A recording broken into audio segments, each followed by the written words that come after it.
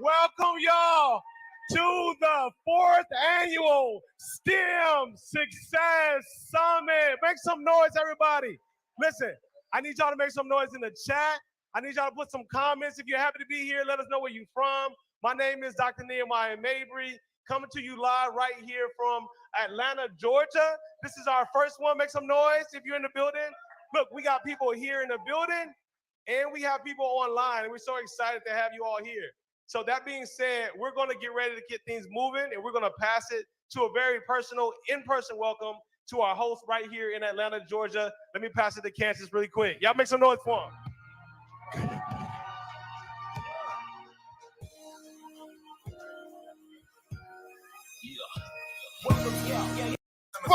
Come on. Hey. This way. There we go. Cool, man. Welcome to Atlanta. Quick question. Let's find out who flew the furthest to be here. Wisconsin, okay. LA. Wisconsin, LA.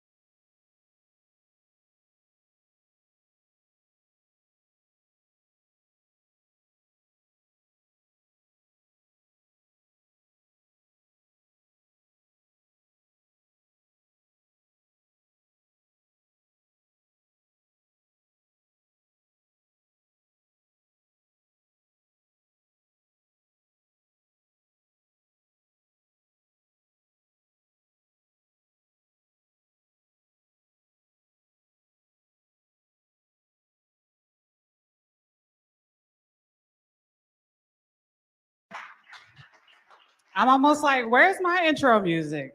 Candace can't be the only one. Give me something. Just pick something. I'm sorry. I'm like, I gotta have something too, right? All right. So while he's figuring that out, maybe I'll do an exit. We'll do an exit.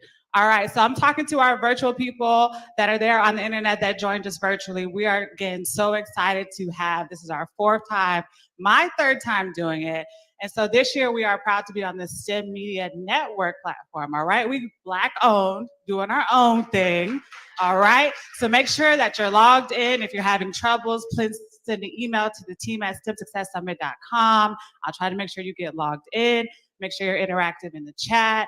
And we are ready for a good time, are we not? I mean, you guys aren't here in person, but if you were, you would feel this energy and would feel the vibes, okay? Do I have an exit? Yep. Oh, okay.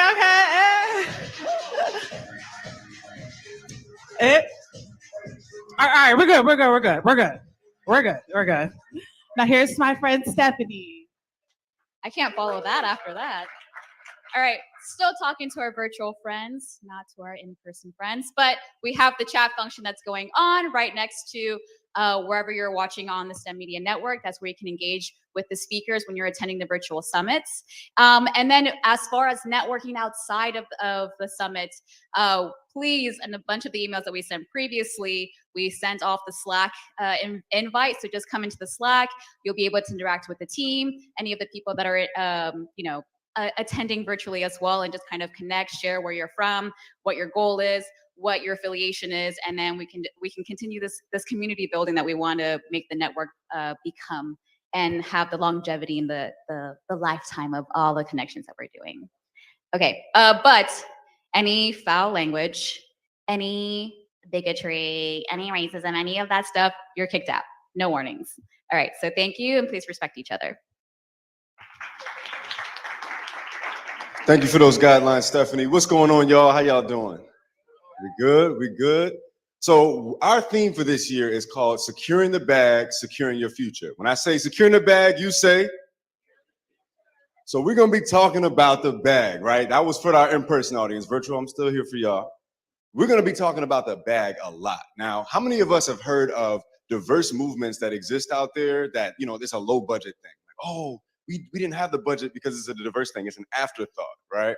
This is not what we've made. For 4 years, we've been raising money to make a great experience for you all at home virtually. And this year, for the first time, in person for our VIPs. So make some noise for that. Make some noise for securing the bag.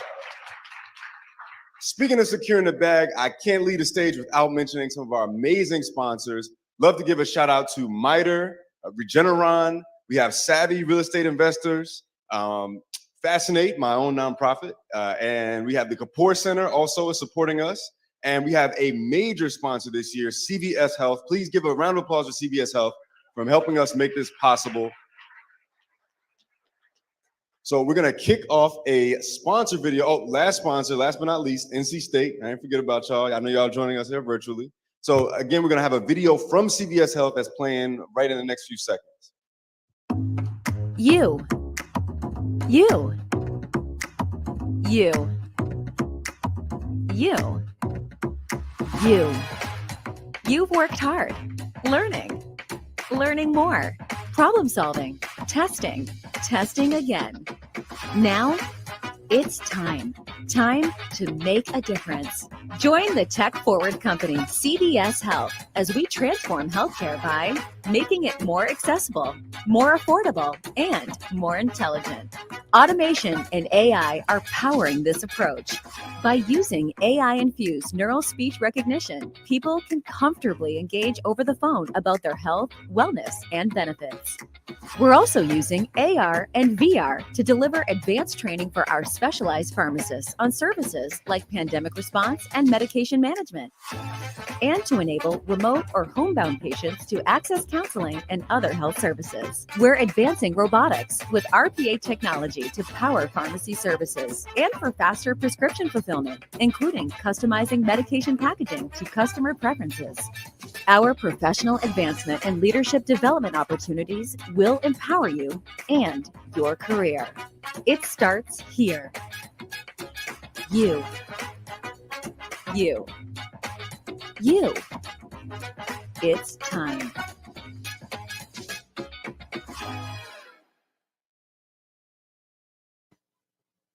All right, can we give a round of applause to our sponsor? Clap it up, clap it up. Thank you so much, CVS Health. All right, so I have the pleasure of introducing our first keynote speaker. So it was when we first started and I joined the team and I was like, I gotta have this person on. And every year I'm like, yo, I got you. And then it wouldn't happen. I'm like, oh, I got you. And then it wouldn't happen. But this year he said yes, and he's here in the building. And so we met in around 4 or 5 years ago, and he was a photographer taking my picture. And then he was like, hey, I have this business where I rent out some equipment. He was like, you go to Carnival, don't you? And I was like, yeah. He was like, how about you take one of my drones and see what you can capture in Trinidad? And I'm still waiting on that footage. I just want to throw that out there. But that's just kind of what I've seen in terms of two people coming together, making content, renting equipment, being a part of his business. So I'm super excited and super elated to introduce my friend, wonderful husband, father, and entrepreneur, Donald Boone.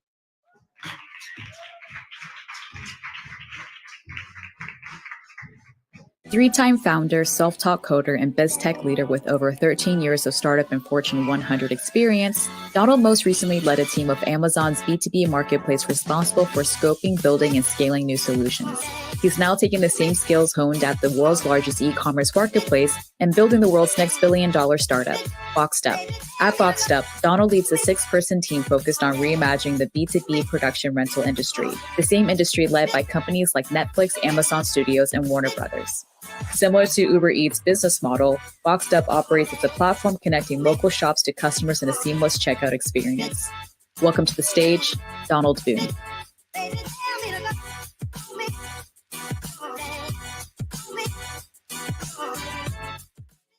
To get off the stage and watch that for a little bit. Will you guys be able to throw my slides up as well? Awesome. So just by show of hands, I know I was talking to Gabby out in the stands just a few minutes ago.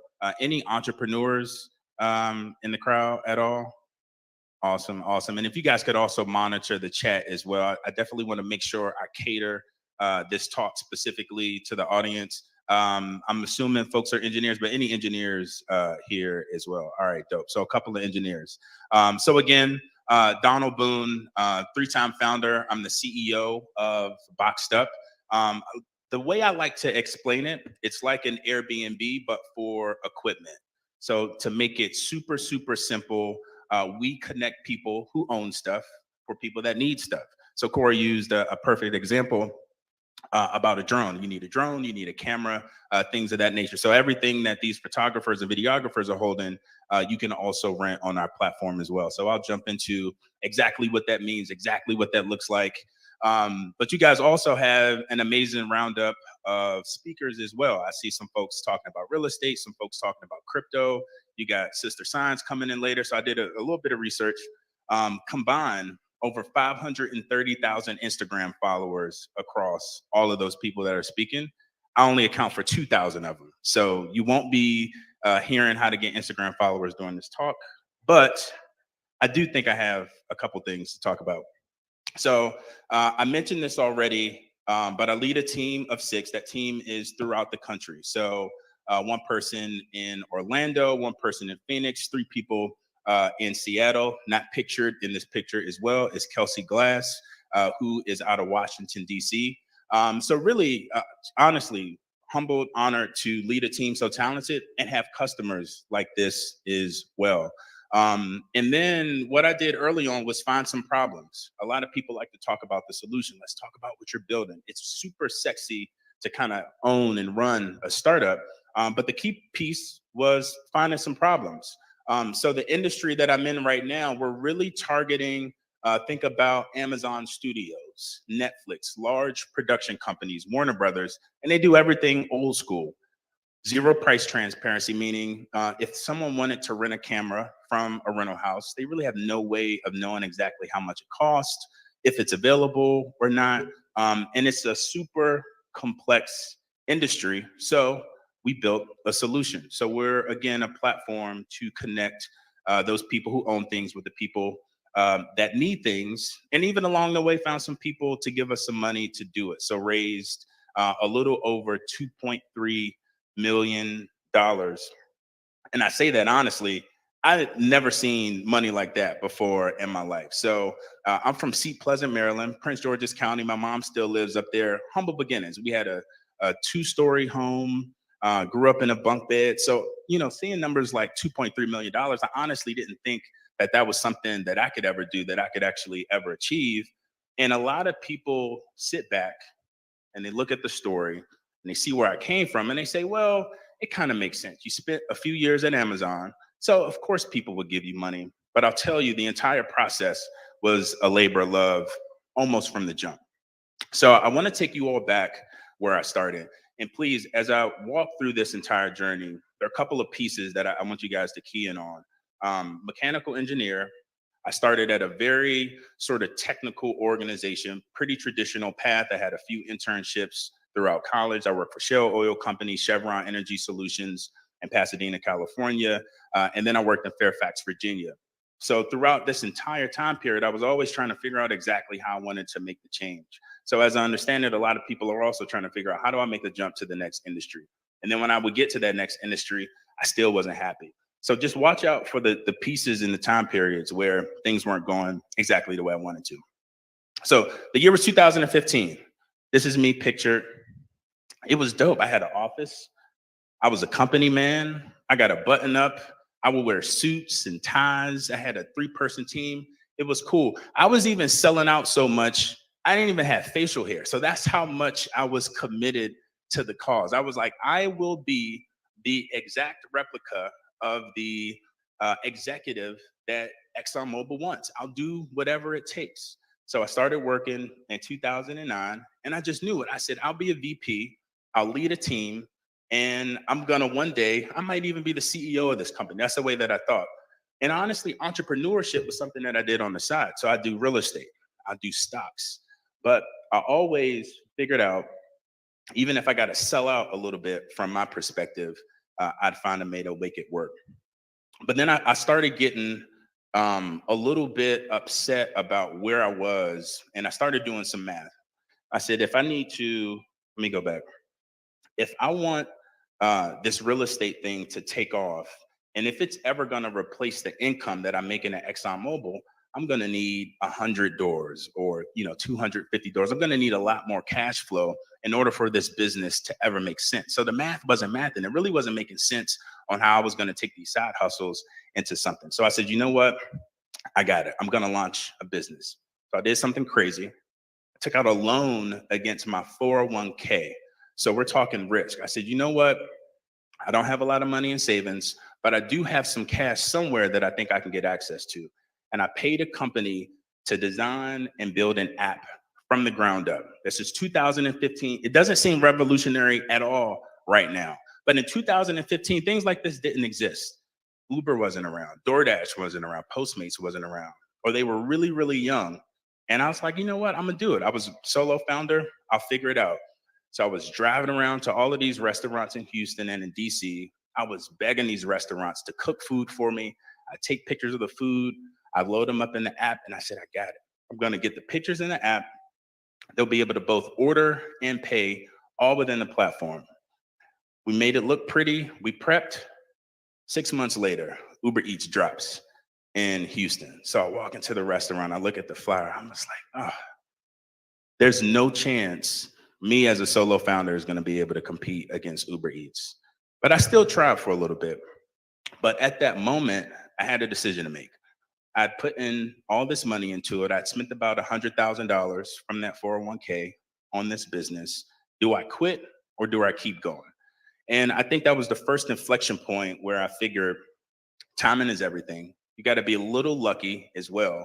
But you also, excuse my language, you got to work your ass off sometimes also. So I said, all right, I won't let it get me down completely. What's the next step look like? I need to go somewhere where they do this on a regular. They innovate constantly. They're launching new teams. They're launching new markets. They're launching new industries. They're launching new devices. So I said, I'll go to Amazon, but I won't sell out all the way this time. I only sell out a little bit. So I showed up on the first day. I came in with my hoodie, almost kind of like how I'm dressed right now. I look a lot more like myself, but that wasn't really kind of who the person, my professional person or persona was at the time. But I said, all right, when I go to Amazon, I'm gonna do it a little bit differently this time. But I still had those dreams of creating the company that I always thought. So this is a picture from early 2019 of me jotting down all of the things that I wanted to do with the company that is now boxed up. So you can see from day one, I was scribbling literally on the back of an envelope, the design of the boxes, exactly what the website was going to look like, what we were going to do. I was infatuated with this idea of trying to make it work. And I said, I'm going to do it all in 100 days or less. And I think the battery's going down. You could click.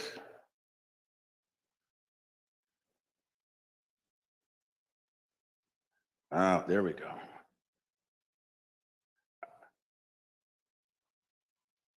All right. So 2019, I said, you know what? I want Amazon. I want Boxed Up to be the Amazon of rentals. I'm sitting there. I'm looking at how the sausage is made. I'm getting all of this game. I was in headquarters in Seattle, Washington. Dogs are running around. Weed was legal. It was an amazing place to work and be. It was something that I'd never seen before. And I felt empowered to be myself. But I also had a little bit of extra money. So another thing that I'll mention as well, and I try to make it a point to be as transparent as possible. The initial offer Amazon gave me was for $189,000. So I'm going to come back to that number, Because again, Sea Pleasant, Maryland, Prince George's County, $190,000 just ain't walking around anywhere. So this was a pretty significant life change for me. So I took $10,000 of that and I bought a Squarespace page and I said, I'll figure it out. So much so I had to fake it till I make it though. I didn't have delivery drivers. So I would literally buy a yellow vest, throw it on. And sometimes when I couldn't get the order out on time, I had to buy stuff off of Amazon, pack it up, put it in my boxes, and then hand deliver it to people. So this is literally a picture of me hand delivering some of my packages to some of our customers who had no idea who I was. They just placed an order on the site. But I figured I could fake it a little bit. And then my house started getting crazy. So this is Seattle. Everything in Seattle is tiny and expensive. It's almost like New York. So this is a picture of my living room. Boxes piled up in our living room, stuff everywhere, my wife going crazy. My kids are even going crazy. They're starting to play with the boxes. My daughter there on the right, she can't even eat her carrot snack without poking her head through the boxes. So it was nuts for a while. And then, just like everything in 2020, it kind of all came crashing to a halt. So here I was again. I'm like, man, I feel like I just figured it out. The business is starting to go up and to the right.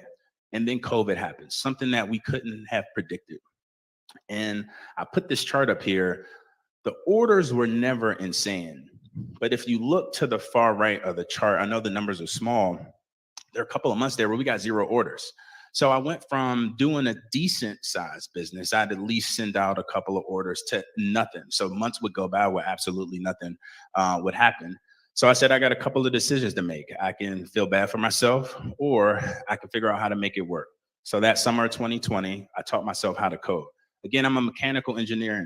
I hated my C++ class, hated it, absolutely despised that class. But I said, if I got something that I need to figure out, I don't have any money. My wife was also like, look, you already touched the 401k account a couple of times already. You've already spent $10,000. My living room already looks like a mess. We can't have any more money going out of this house to support your dream. So I said, you know what? I figured it out myself. So that summer 2020, didn't have anything to do. I coded up the backend platform to list our own products. So my thought process was, instead of me having to send out everything, what about the people across the country who have products of their own that maybe is also sitting around that they want to make some money on? And that's exactly what I would start to do. And it started working, y'all. ASAP Ferg, Amazon, got a partnership off the ground. This was the end of 2020, and things actually started to come together. And then it got crazier. I met Tyra Banks, Erica Alexander, Jadena, Afrotech. So all of Afrotech world in 2020 was virtual. And my product was absolutely perfect for them, but I just had to get in front of the right people. So yeah, I was sliding in DMs. I was hitting up Morgan DeBond. I know Afrotech is this week. I would find people who knew her and email her. I would cold call. I'd do anything possible in order. And it actually started working, which was the dopest part. And then as you can see, this is the full chart. Orders started to go up. So again, I'm like, all right, I'm feeling myself. It's working. It's working. Things are going in the right direction. And then Amazon comes back. They said, all right, Donald, you're doing great. We want to give you more money. I'm like, more than $190,000? So my compensation, you have a meeting with your manager, and they basically write down the number of your salary and how much stock and bonus you're going to receive that year. And that year, the number on the paper was $345,000. I took a deep breath. I was like, I don't know if I can do this. Go and talk to my wife. I'm like, babe, this is what Amazon. So I was initially scared to talk to her because I know what she's thinking. She's like, look, we've been through it. You've done enough. You are successful. We are successful. Now you got a chance to bring home $350,000, and all you got to do is your job. So it was tough. I was terrified, but I wouldn't be on this stage if I took the offer. So I said, all right, I'm gonna do it again. I'm gonna jump. So it was even tougher than actually the pictures would suggest, because later that year, we had to bury my father-in-law. So we had our third child. I just passed over nearly $500,000. Seat Pleasant, Prince George's County, Maryland. Never seen those types of numbers before. And I was telling my wife that I was going to leave my job again, but it was such a struggle internally to go to work every day and to know that I was providing them with a lot more value than the number that was on the screen. So the first trigger that I had to make was, yes, it's a lot of money, but what are they getting out of me in return?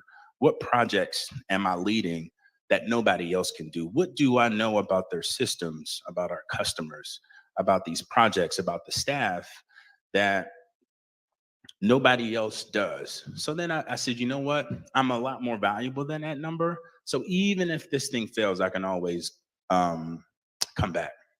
So I took the leap, and then it got even more harder.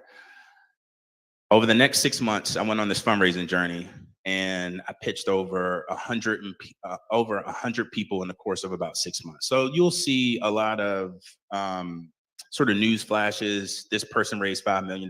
This person raised $10 million. You'll see some crazy ideas. But it was tough. And really over that time, I pretty much heard everything that you can think of. I heard a lot of no's. Oh, rental platform, again, we've seen this already. Those things don't work.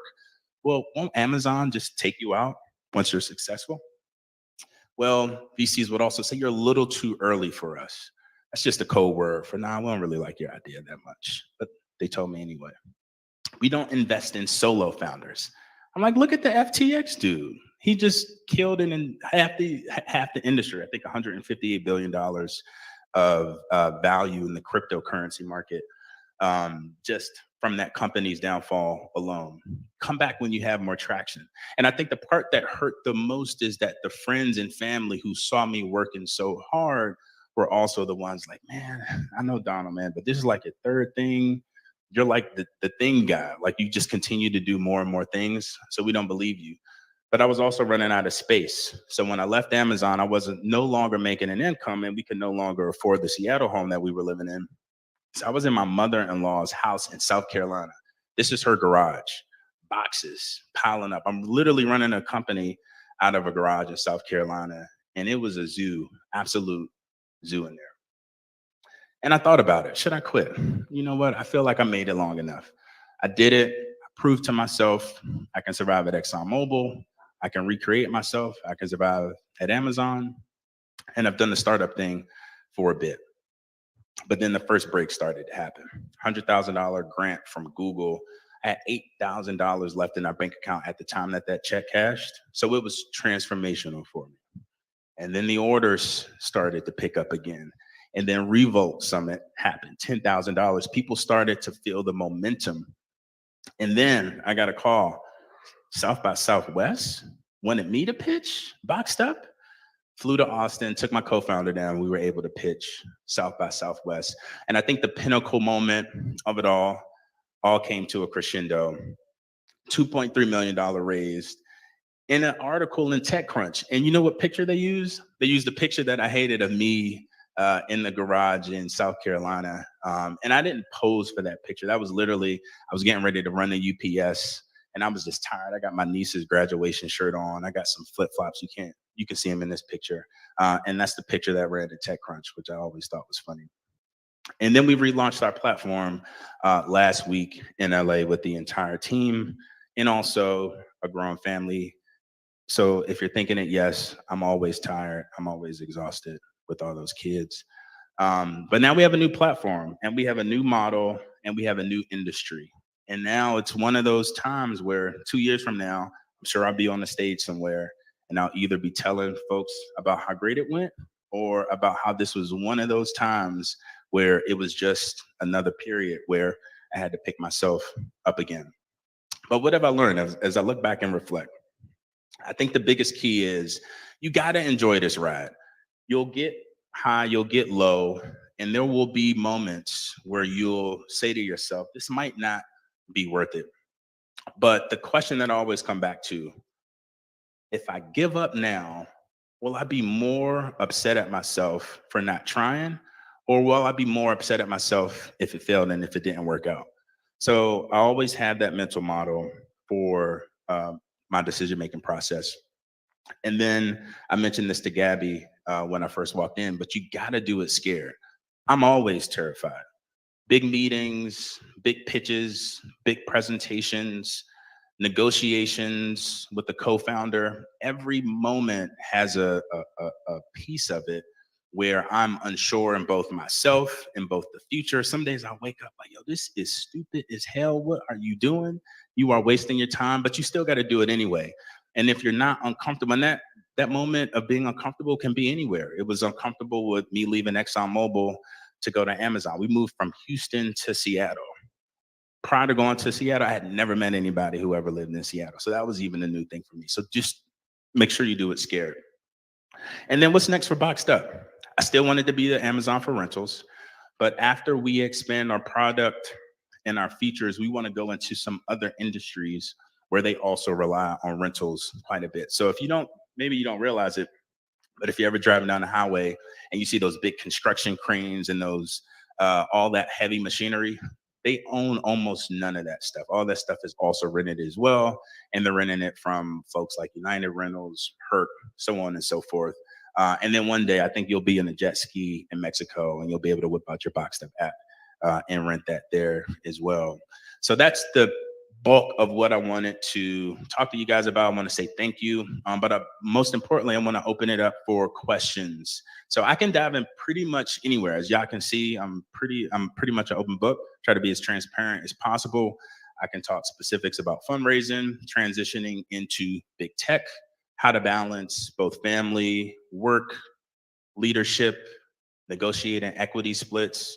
If we want to talk about how my application is built and what software language, we can go as deep tech as you guys want to as well. But want to open it up for questions and some dialogue. Thank you.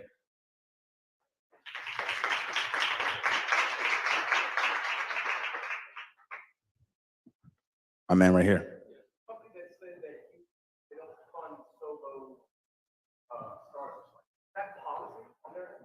No, so in the venture capital world,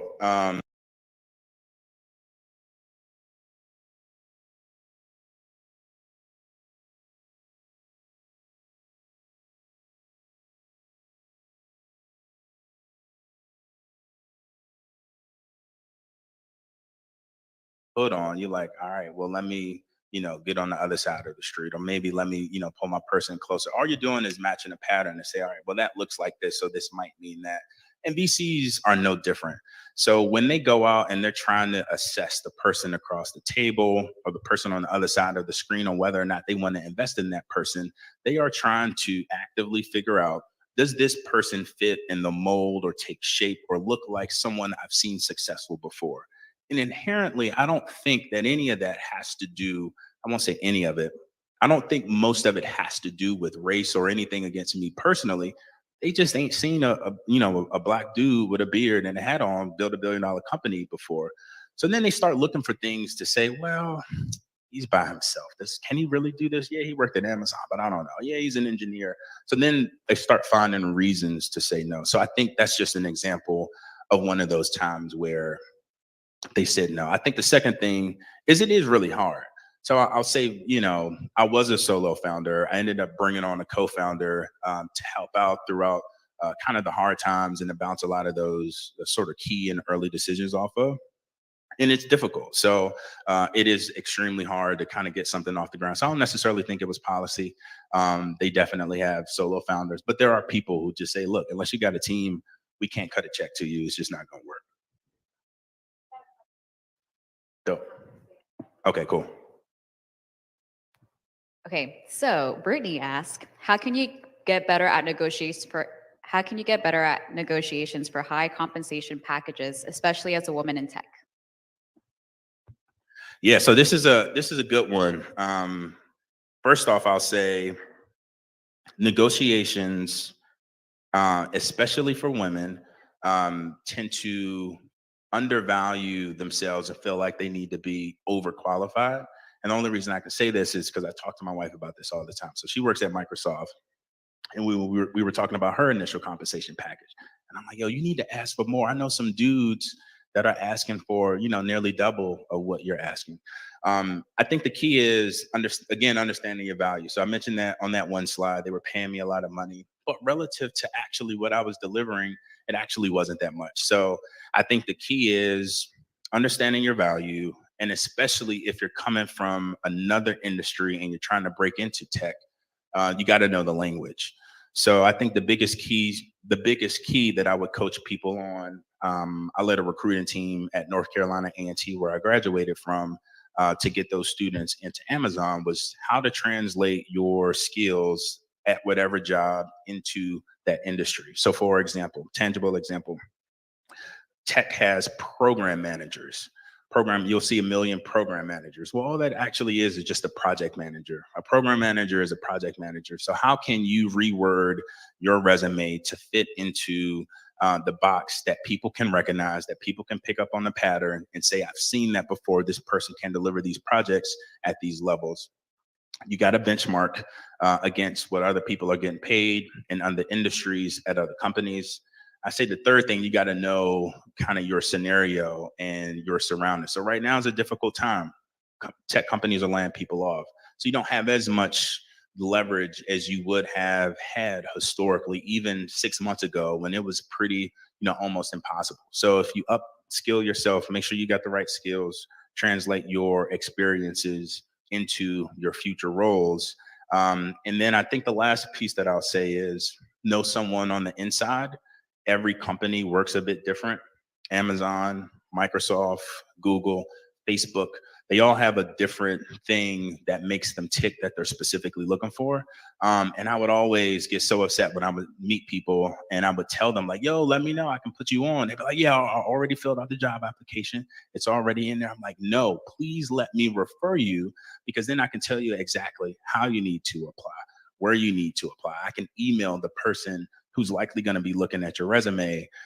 Whereas right now you're just dependent on AI to scrape the keywords in your resume, pick it up and get you in the funnel. It's no different than any other industry. If you know somebody, it helps out a ton. Yeah, so the question was, what are some tips that you have for growing the team? I think the first one is they got to believe in something. What I've learned more than anything is money alone isn't enough for people to follow you, to work for you. I don't pay my team members a ton, but all of my team members believe in what we're building. They believe in the opportunity. I've also given them pieces of the company so they have something tangible that they can also work towards as well. But one of the things I pride myself on, y'all see me packing up boxes, delivering boxes, writing code. I've effectively done every single person's job in the company.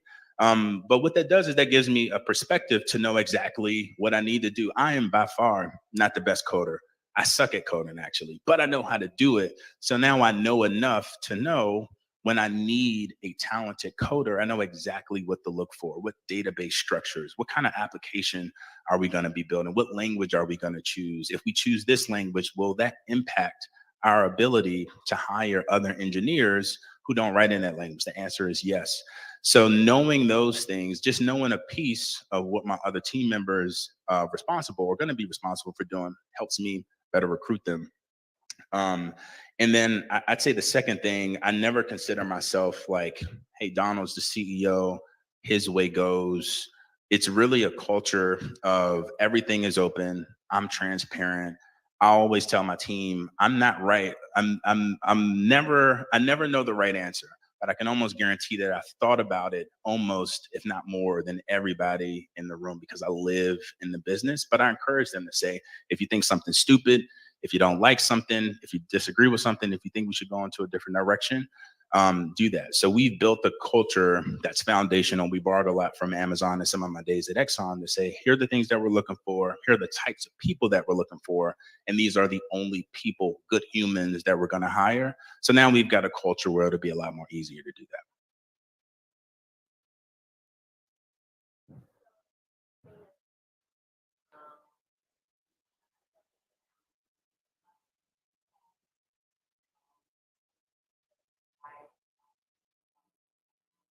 That's a great question. So the question was, throughout all the ups and downs, did I have a mentor, somebody that I could go out and talk to, that I could confide in, going through the ups and downs? And just quick question for the STEM team: how much time do I have on questions? 5 minutes, perfect.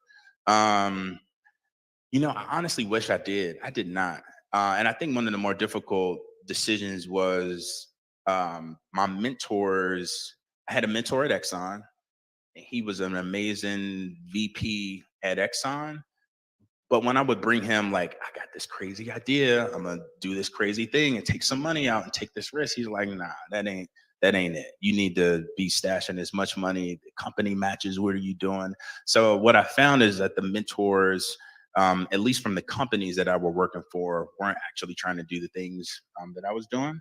But I will say I did meet some people along the way. So as an example, I mentioned me cold emailing Morgan DeBond. So she became, I would say, an early mentor for me in my days. Like, hey, Morgan, does this make sense? How should I do this? She's also busy as well, so she doesn't necessarily have the time to pour into me.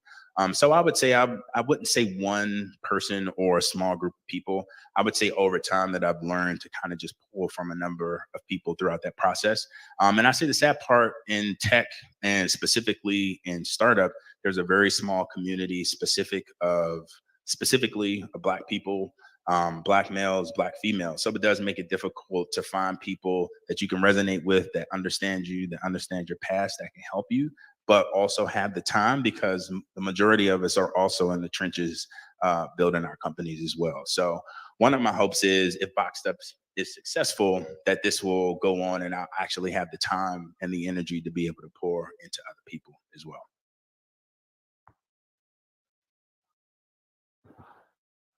Thanks for saying the number again.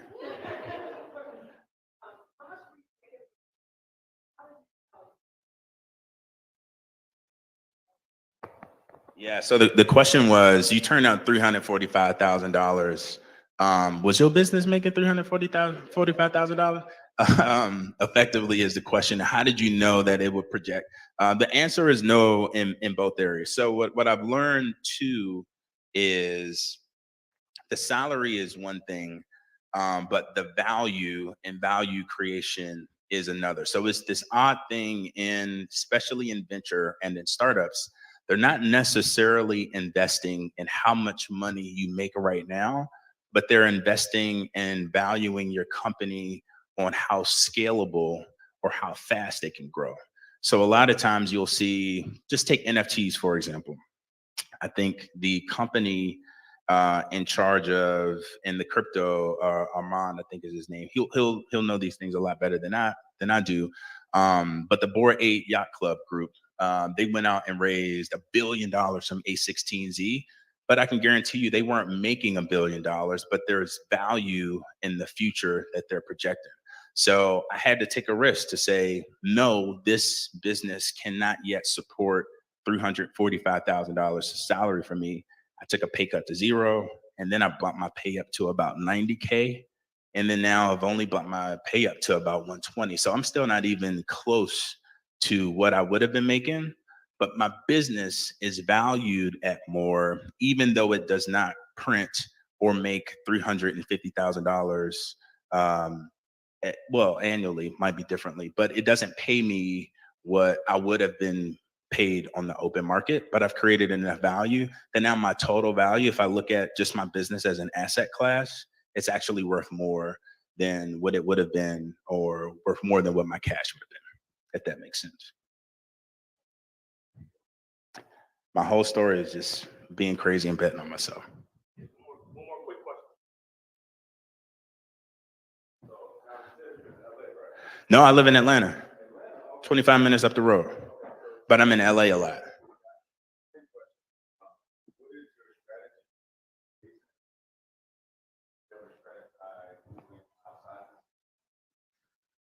So Atlanta's amazing because Atlanta has a couple things going for it.